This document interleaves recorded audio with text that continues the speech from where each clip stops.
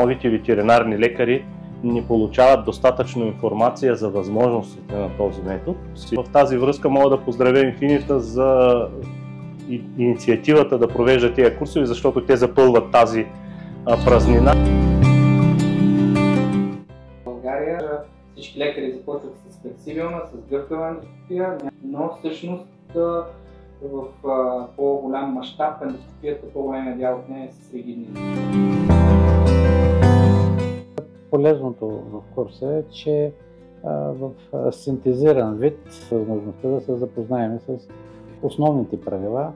Ценното на този курс и въобще на курсовете от този сорт е, че дават една възможност за надграждане след това. С какво се изваждат чужите тела?